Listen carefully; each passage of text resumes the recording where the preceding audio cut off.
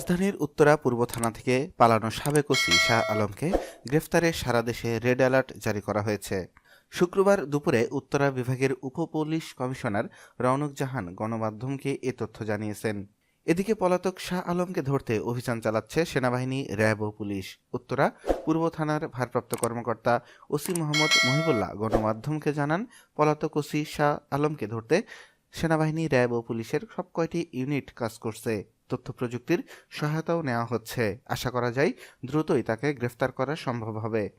এর আগে বৃহস্পতিবার হত্যা মামলায় গ্রেফতার উত্তরা পূর্ব থানার সাবেক ভারপ্রাপ্ত কর্মকর্তা ওসি শাহ আলম থানা থেকে পালিয়ে যান। এ ঘটনায় দায়িত্ব অবহেলায় অভিযোগে এক এসআইকে বরখাস্ত করা হয়।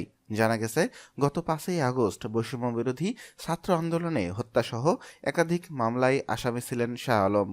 1 আগস্ট উত্তরা পূর্ব থানায় যোগ দেন তিনি। ওসি শাহ আলম বৈষম্য বিরোধী ছাত্র আন্দোলন চলাকালীন শেষ সময়ে উত্তরা পূর্ব থানার ওসি হিসাবে দায়িত্ব পালন করেছিলেন। সর্বশেষ তিনি কুষ্টিয়ার ইন সার্ভিস ট্রেনিং সেন্টারে পরিদর্শক হিসাবে কর্মরত ছিলেন।